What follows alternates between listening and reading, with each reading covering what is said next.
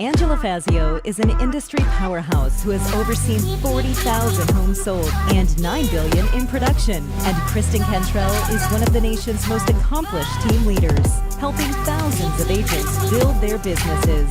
They are passionate about educating, encouraging, and empowering moms in real estate. Our next episode starts now. Hey everyone, I'm Angela Fazio. Welcome to Moms in Real Estate. And I'm Kristen Cantrell. And today our guest is Serena Conti out of Northern California. I'm so excited about today. We are going to be talking all over the map. We're going to be talking about luxury real estate. We're going to be talking about getting rid of people pleasing. We're going to be talking about being a mom who jacks things up sometimes. It's going to be amazing. So Serena, thank you so much for being a guest. Why don't you get us started and tell us a little bit about yourself? Well, first of all, thank you so much for having me this morning. It's really a pleasure to meet you both and an honor to be on the podcast. Yeah. Thank you. Yeah. So I grew up in Santa Barbara. So kind of, I guess, Southern California. Central. Mm-hmm. No, Southern. That's a big joke. It's like everybody messing it all up. we all think that we're SoCal. I went to school at Cal Poly and then grad school at Texas A&M. And after grad school, I got a job in the city, San Francisco, as an investment banking analyst. And so we brokered really large construction loans, like shopping malls and things like that. And I really enjoyed that position a lot. However, it's very much like a man's world. Mm-hmm. And at a certain point, I just felt that I probably wasn't going to reach my highest potential. And I decided to make a career pivot, which is when I got into real estate. And I've been in real estate about a decade. It has been a very kind career to me. It's challenging, but in all the ways that I enjoy it to be challenging. And one of the really wonderful parts about it is that I've been able to just grow my friend group, right? Clients become friends and they become neighbors. And, you walk downtown and you kind of know everybody. And I feel like that's hard in our generation now. So really. That is such a beautiful description of like what real estate does for people, because it is true. Like it feels so good to walk somewhere local and like all of a sudden you're like, I just ran into 5 people. That's like my favorite day is when I get to do that. So I love that description. I also love the way she said that it's been kind to you. I've never heard anybody say ever grueling, make me crazy, all of these other descriptors or rewarding or whatever, but never kind. That's a cool description. Yeah, I feel like I'm able to, it highlights my best assets, right? Like there's definitely a lot of growth and there's very hard days, but all the things that I excel at and the places that I want to grow, it's helped me achieve those and grow in those areas. And you've been in the business for 10 years. Am I right? Yep. And you still feel that way. So it is definitely a great fit for you. So, and let's actually sit on that for a minute, because you've been in the business 10 years and then your kids are really little. So you had an established business in real estate before you had kids. And I feel like that is actually that's not that common. Most of the time we talk to people that get into real estate after they have kids. Mm-hmm. So tell us a little bit about that experience. Again, I think that was definitely a benefit because I was able to put in, when you're starting real estate, it's just a lot of time, right? Mm-hmm. You don't know what works for you. You're trying to kind of figure out who you are in this business. You're also trying to figure out the business. And you're making contacts, you're making mistakes, and you're learning a lot, and you have to put in time, right? It's all those open houses where sometimes not a lot of people show up, or you feel like you've wasted a lot of time. And when you have little kids, time is so much more meaningful, right? So I was able to have a really established career and be established in our community before I had kids. So that when I had kids, when I started making those like kid contacts, and any mom in real estate knows what I'm talking about, like it really starts coming when you have the kids and you're at drop off and pick up and swim lessons and all that kind of stuff. That accelerated my career even more. Yes, it's challenging because I have littles and that is a demanding time in your life. But it was great that I was like fully prepared to go at that moment instead of having to like be starting a new career while I'm starting to be a mom. Right. Right. Well said. One of the things that our audience loves is, I'm just going to tell you, she's on Zoom and I can feel her optimism through Zoom. It's like so nice.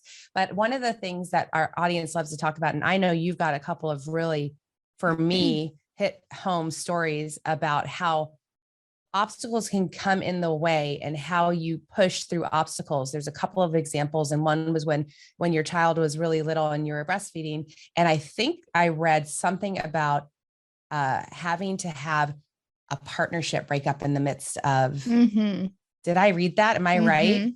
Yeah. Yeah. I got to hear more about that because that just hit me right in the gut. So yeah, I guess I'll just give you a little overview of career. Started in real estate, did very, very well. And then I had a partnership that was incredibly successful and wonderful. And kind of the reason or the impetus of the partnership was that she was going to be retiring, right? And she wanted a seasoned agent, but also a young agent that could really carry her book of business on for a long time. And so we were partners for about 2 years. She retired. You're still close friends. And that was smooth, right? It was a very clear break and there was great understanding there. And we learned a lot from each other. And after that, I was like, wow, this was so awesome. It was so great to have somebody else in this with me to bounce ideas off of. I mean, sometimes you get really wrapped up in your own head in this business. Like, is it me? Like, what's happening? And, or is my client crazy? And that's so true. Right? It's like, so am I crazy or is it them?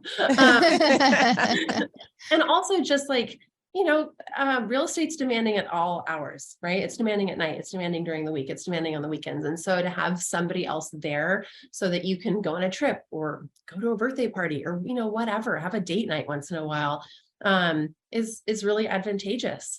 And so I looked in my office for another person to partner with. And as a person, I adore her and love her. We dress the same, we shop at the same places, we like to eat the same food.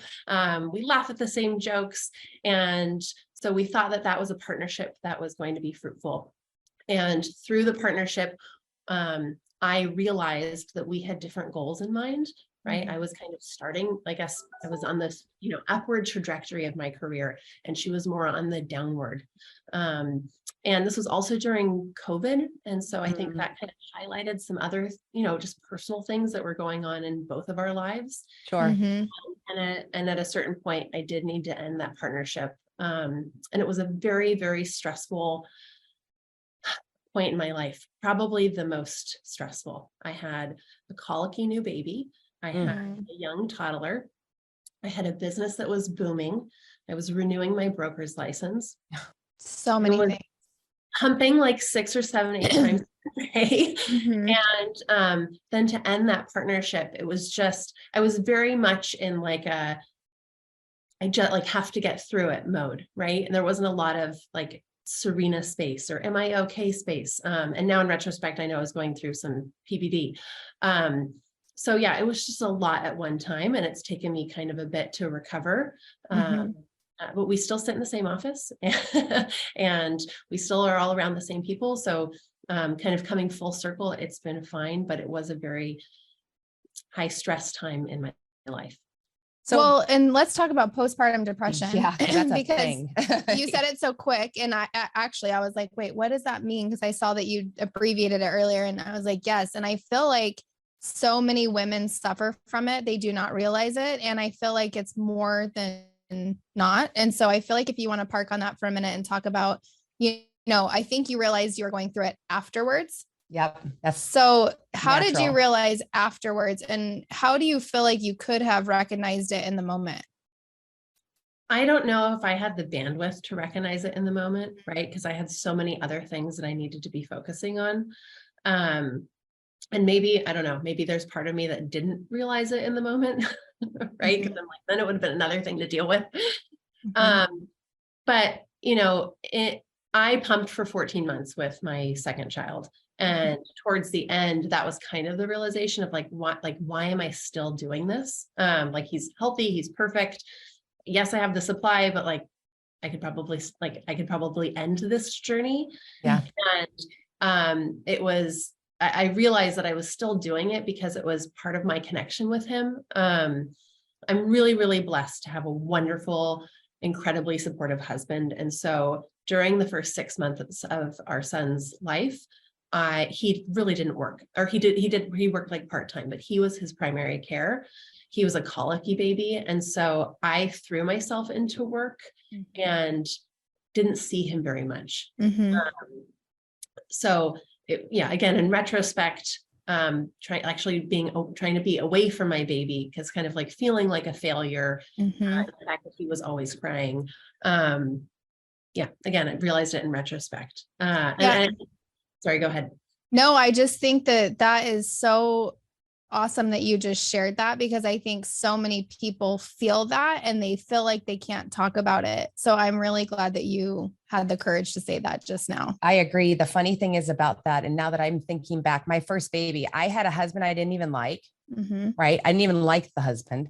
And I had this baby he cried all the time, wouldn't sleep. And my first hint should have been, I'm not a crier. And I would cry when my husband left the house. Like that should have been my first hint. But when you're in that, you don't pick up these humongous red flags because you're in it. And it wasn't even that I didn't want to admit it. I just didn't even see it. Like now I'm just this crying person that all of a sudden wants my husband I don't like to not leave. I mean, it doesn't even make any sense, right? Oh my gosh. Well, so tell us a little bit about, now, how old are your kids right now? 2 and 4. 2 and 4. So they're still really young. How do you feel like, now that they're getting a little bit older, how do you feel like things have changed? What have been some like really positive growth moments for you as a mom and as a business owner? So I feel like we're in the golden years with the kids, right? Like where we've got 2 potty trained kids who are wonderful, high energy. Like the 4-year-old, she's amazing. Like she's starting to kind of understand domestic rules. Like the domestication process for humans is long and hard, right? But like you can take her out to eat and it's very fun. She gets herself dressed and ready in the morning, brushes her own teeth, all that kind of stuff. And then my son, he's so enjoyable now, right? Like he used to be 0 or 100. Either he was crying or laughing, and it usually sometimes happened at the same time or back to back, which is a bit of an emotional roller coaster. But now he's more on like the happy, like he's still 0 or 100, but it's more scaled towards like, I'm always happy. nice. And so I feel like we're really able to enjoy them and spend time as a family. I now have the bandwidth to spend like really good quality time with them. Every night, my husband and I switch off. So we do bath time with the kids, and then he will either take my son and I will take my daughter, or vice versa. And we have what's called special time, which is like one-on-one self-directive play. And I can tell that that's like made a huge difference in their lives.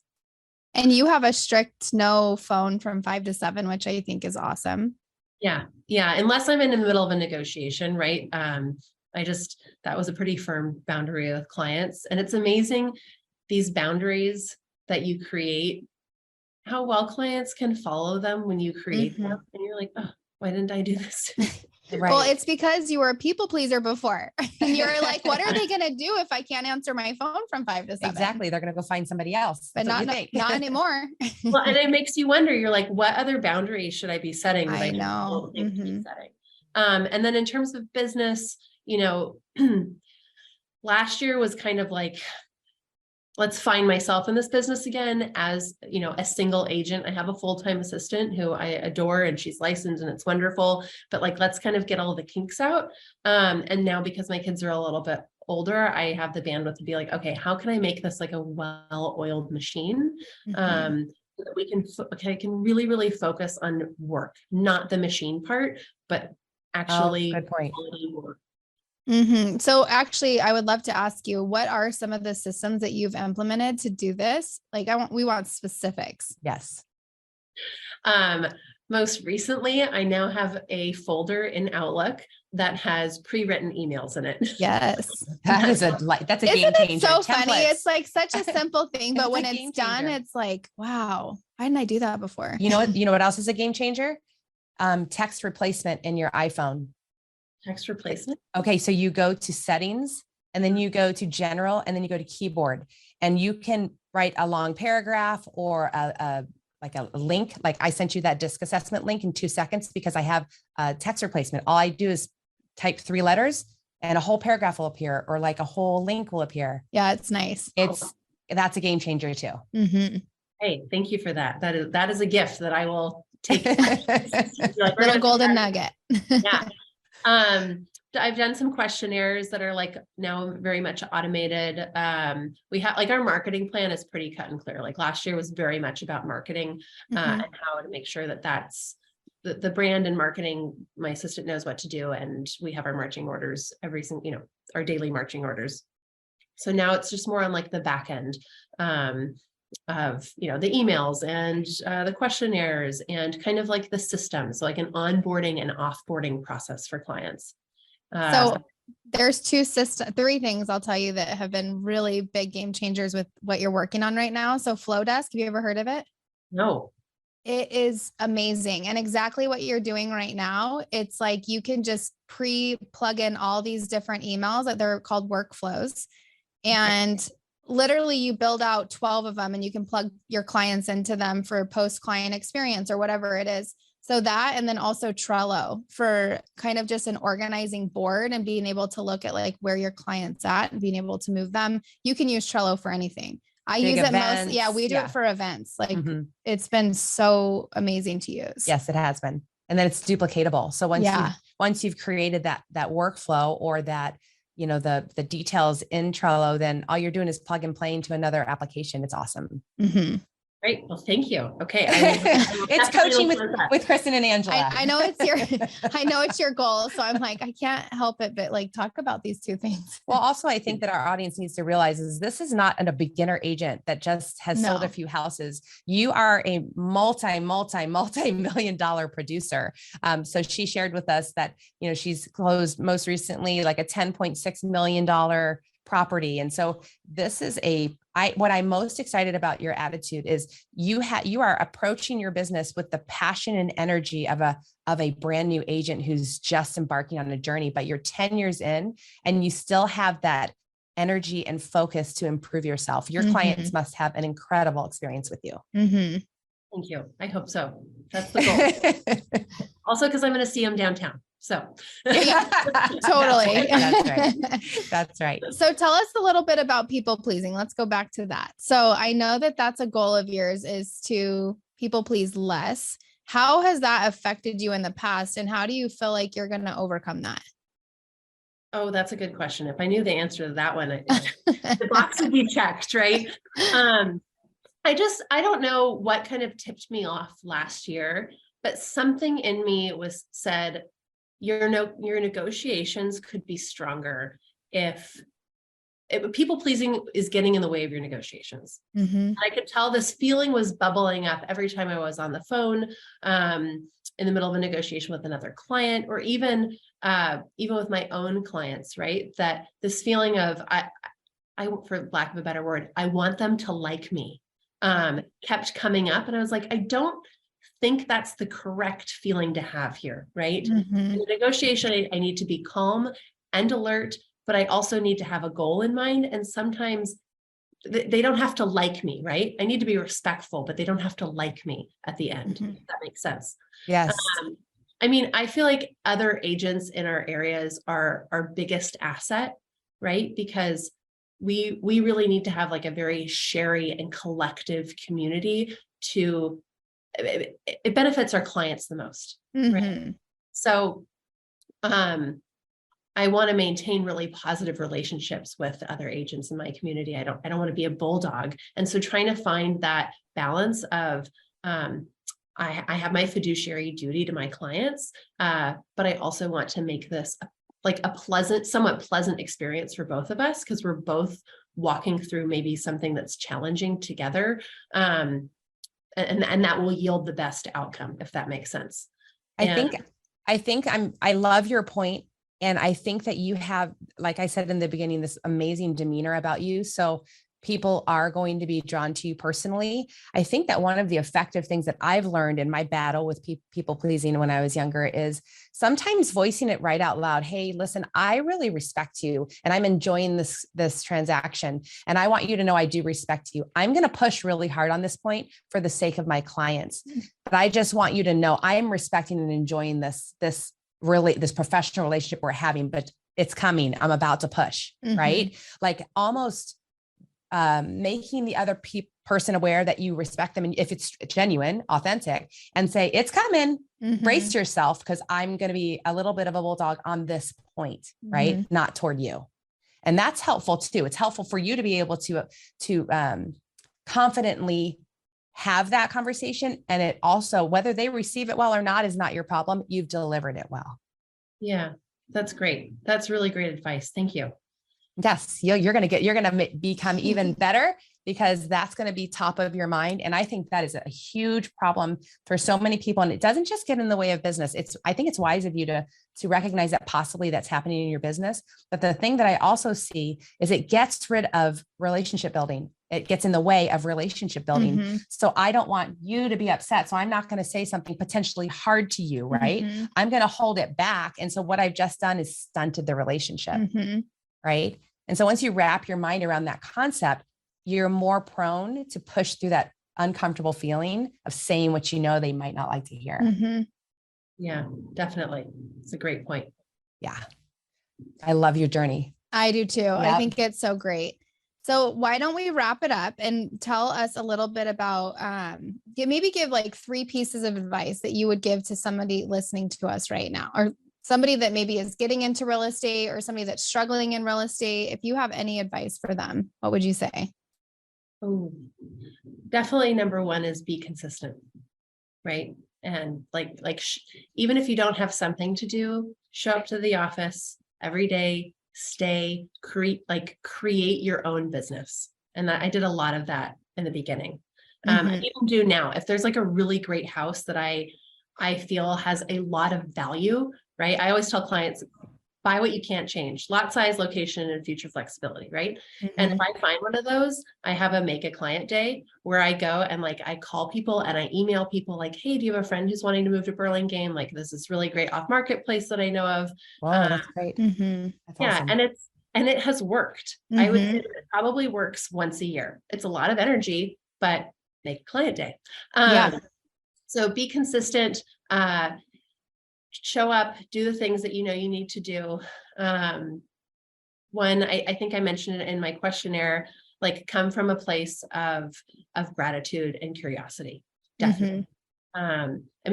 People can really tell when you're coming from a place of me. And I truly am grateful for my colleagues, and I'm grateful for my clients, and I'm very curious about the properties that I sell, as well as the needs of my clients. I really take on that, for lack of a better word, emotional burden, right? I imagine the space, how they're going to use the space, how they're going to enjoy the space. Will it really work right for their family, not just today, but for the next 7 years? I would say those are probably my 2 biggest pieces of advice. Well, and I think that our audience has to be like, okay, every single successful person you have on your podcast tells us be consistent, literally every single one. So great business. Yep. Yes, it's so wise. Yep. You've got your head on straight, girl. I love it. And all right, let's huge. This is so big for any woman. Well, I shouldn't say that. Any person in real estate. Real estate is a family business. If your spouse doesn't support you, you can't do it. Because there are times that you're like, hey, I've got to walk away from the dinner table. We're out to dinner. I've got to walk away and take a phone call. Or, you know what, can you please take the kids? I need to go do this. Because I find that the people in this business that struggle are the ones whose spouses don't appreciate or support. I know, that's always so sad to see. I know, I hate seeing that. It's heartbreaking, because you know that you can't conduct your best self at business when you know that you don't have that partnership at home. It's the worst. Yeah. I'm glad you recognize that as well. Okay. We're going to play a game with you. Want to hear it? Oh, great. I'm excited. I'm so excited. It's easy. She's curious. I'm so curious and excited. Okay. So it's easy. All we do is we'll say a word or a phrase, and you say whatever pops in your mind. Okay. Ready? Growing means being uncomfortable and okay with it. I have a silly one. Pumping is Time to rest. Oh, a timeout. That's a really good perspective. You are very optimistic. Do you know when I used to work for Angela, I had a newborn and I would have to pump in the back room. And I literally remember I was prospecting while I was pumping. I'm like, this is such a waste of time. I can't just sit here. No. Pumping is time to work and rest. That's awesome. I told my husband, I was like, I can't do all three at once. I can't watch kids, pump, and work, but I could do two at one time. That's Yes, right. That's totally. right. Well, it's been awesome having you on. Absolutely. Thank you so much for being willing to come on and share all of your knowledge and your experience and things that are going on in your life. We really appreciate it. Yeah, this was a pleasure to meet you. And again, such an honor. Thank you both. You're welcome. Angela Fazio is an industry powerhouse who has overseen 40,000 homes sold and $9 billion in production. And Kristen Cantrell is one of the nation's most accomplished team leaders, helping thousands of agents build their businesses. They are passionate about educating, encouraging, and empowering moms in real estate. Our next episode starts now.